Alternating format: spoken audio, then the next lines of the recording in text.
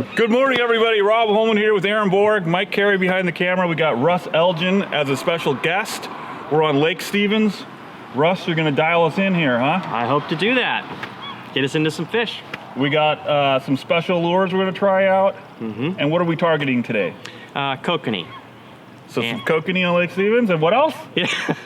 Kokanee. Kokanee it is! Kokanee with a side of kokanee. Great. That's right. Great. That's right. Keep watching, we're coming back with kokanee on Lake Stevens.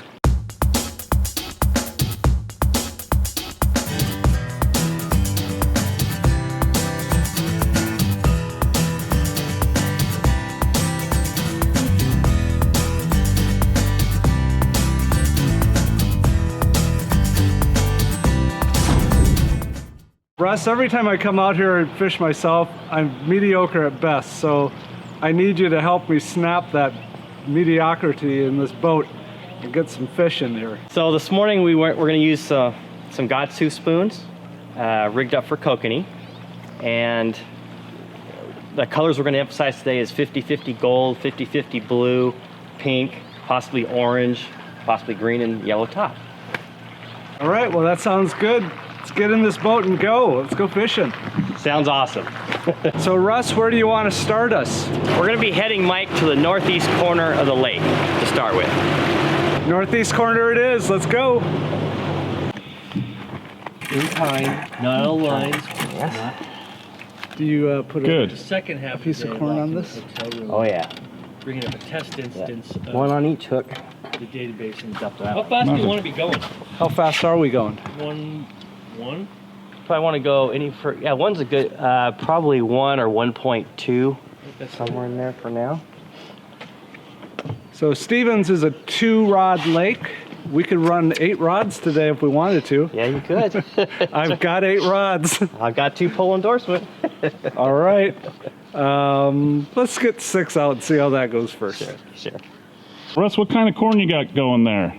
So this is my own concoction, but basically I'm using some food dye to create kind of an orange effect. And then I add some garlic salt in there and some tuna oil. And it works really, really well.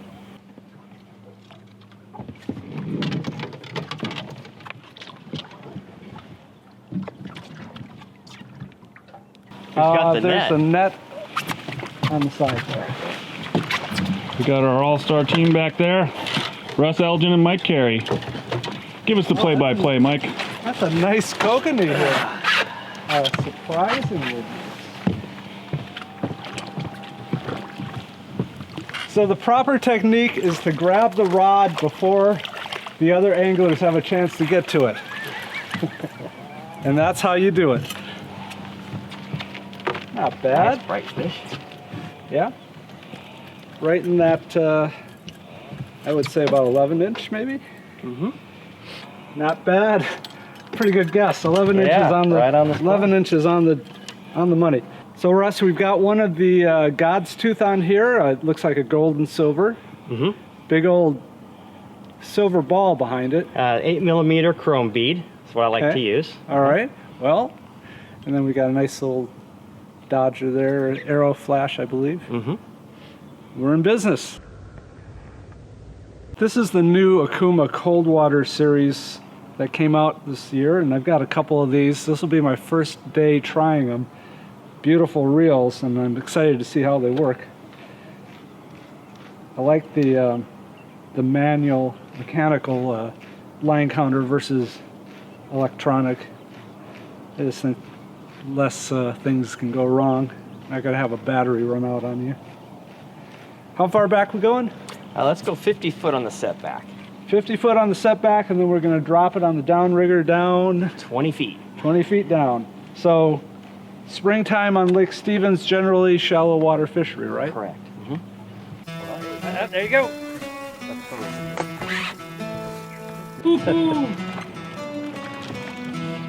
Fish on.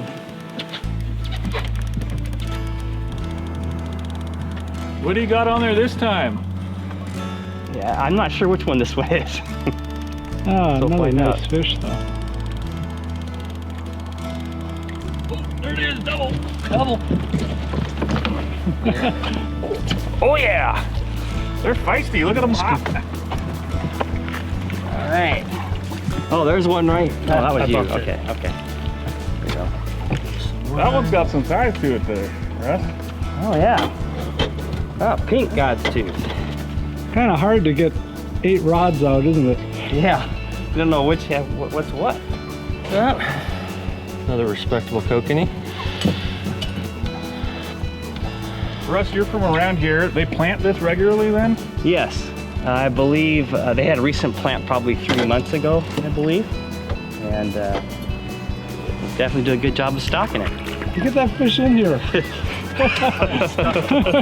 You're gonna need to pull him. You got worried there, Mike. Just a little, that was a nice one. Oh, there we go. Yeah, the kokanee have the soft mouth, so that was a little bit of tricky business. I like living on the edge though. Yeah. He's hooked good. Went after this. What do we have here, Russ? It's a 50-50 gold God's tooth spoon. Cool. Need some pliers. Yeah, he went after that good. Mm-hmm. No chance of losing him. No, good hookup. Russ, we did it. We've got 8 rods running off the back of the boat, and 2 downriggers, 2 side planer boards, and 4 flat lines. One of the questions that we get often from our members is when you're long lining, flat lining, how far back should you go? Right, good question. Typically we like to run it about 100 feet back, and that's just mainly because a lot of these fish can be very boat shy, so it's important to get that line far back. And you can probably even go 110 feet if you want, and there's nothing wrong with going even 75 feet depending on the vessel you have as well. So, and with the leaded line, same concept, and I think that's why leaded line can be really effective, especially early in the season. You're back 3 colors, that's like 90 feet by itself, and then you've got the top shot, which is another 50 feet of mono, so you're back, you know, this one rod is back 190 feet, so getting it away from the boat's not a bad thing. correct. That's correct. The fish will generally tell you. That's right. If we're back 90 feet and we're flatlining, how deep are the lures typically down? Probably around 3 to 5 feet. And a lot of it Okay. depends on the dodger size. If the dodger's a little bit heavy or not will affect it a little bit. Right. But that's a general rule. Yep. And another thing we should point out, we've been seeing a lot of fish jumping, and so that's a clue. It is. The fish are up on top, so that's where you should be fishing. We do see some fish on the depth finder down 20, 25 feet, so that's where the downriggers come into play. Absolutely. I don't know. That's looking awful mousy.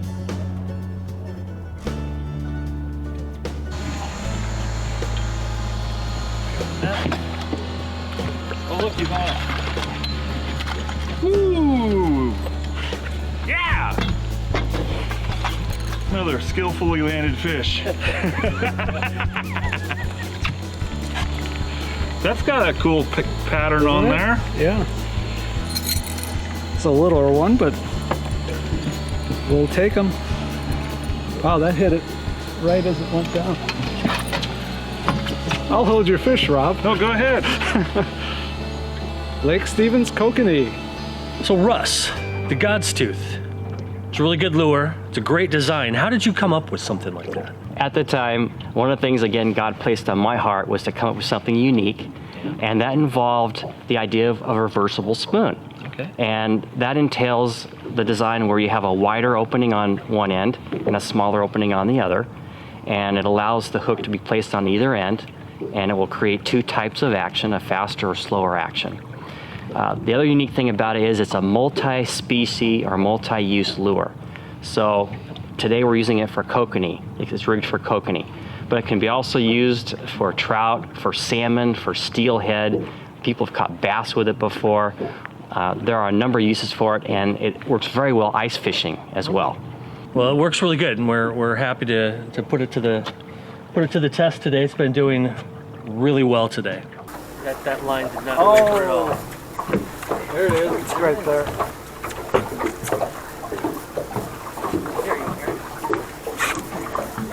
Fish on.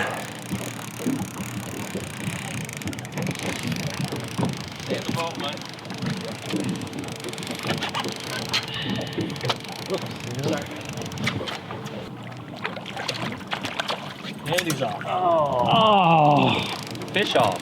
oh, Fish off. downrigger. Is it bouncing? Yeah, it was bouncing. No Not doubt bouncing about it. now. Not on though. Found the bite. Yeah, there we go. A little bit of action. All right, well, How deep's that down? another Miyagi fish. Fish on, fish off. In kokanee fishing, it can be very beneficial to vary your speed. If something's not working, maybe after 20 minutes or so, definitely look at slowing down or speeding up. It can make a big difference. What's the range? So typically, myself, I like to run at 0.8 miles per hour on up to about 1.5. I have been out earlier this year where the fish wanted at 1.73, so I was really booking along. Gonna give it a try with some Max products. All right. Use our double D to get the lure away from the boat.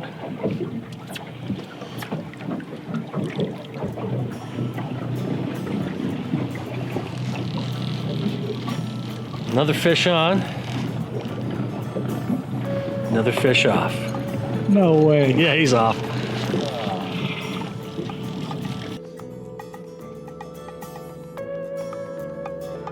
Oh yeah, oh yeah. There he is. There we is. go. Let's get off.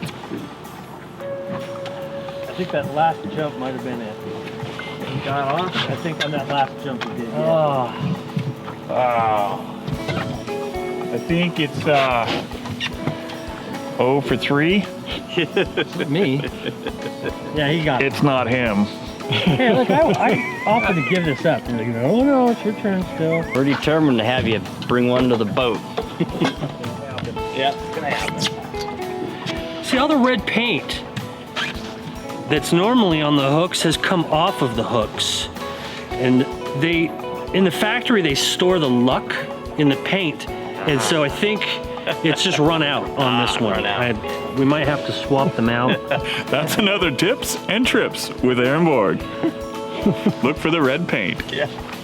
Russ, I feel like there's something missing, and I realized there's no aerator on the north end of the lake anymore. That's correct, Mike. They did remove it a few months ago, and the main thing to be aware of at this time is there's a cable that runs in that general area, and it's down about 30 to maybe 40 feet. So just something to be aware if you're working your downrigger balls, in that range. Well, it's weird not seeing that aerator. I mean, that's like been a landmark. Trolling one side or the other side, you always kind of imagine, there's where all the fish are. It's weird that it's not here anymore. I honestly don't know why they removed it. I don't think he's there. What? No, What do you he's mean? there, he's there. He's gone. Oh, come on. That's how it's done at Lake Miyagi. Tough fight today. Yeah. Oh. From that 50-50 ratio, right? Is that Yeah. We have now hit exactly the 50-50 ratio. Double! Oh, look at him go aerial, Mike. Heck yeah, they're trying to shake off there. Woo! They're fun little fish. They are fun. I like them smoked. You like to smoke them? I like to smoke them. Do you smoke You them gonna with? hoist that guy? Yeah. Do you smoke them with the skin on? I do, I fillet them. That's a nice fish. Good job, Rob. Hey, there's a fish there. Up. Double There you go. catch. There you go. Aaron, nope. Drop. Grab that one. Wow. Now it's getting hot. Ew. 3 fish just like that. Gonna have to hoist. Yeah, here we go. These are all the surface rods as well, and those are some nice looking coats. One of the important things about kokanee fishing is being patient, and we've just encountered some nice bites, and sometimes you just have to grind it out, but the bites turned on all of a sudden, so we're into fish. Those rods are kind of hit all day.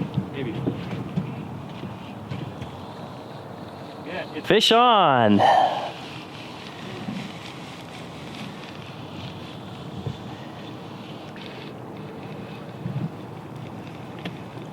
Ooh, Ooh, it's a nice head shake. Yeah.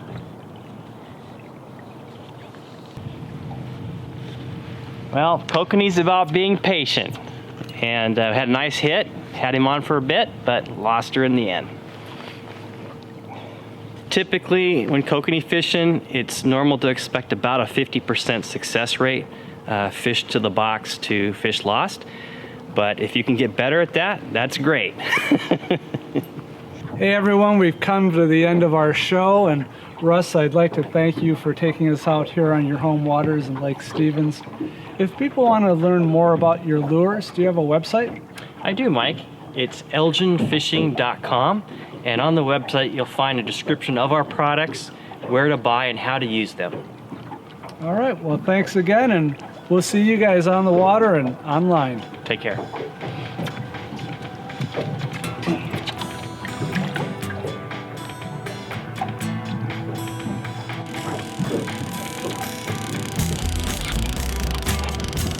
How to keep up with this thing.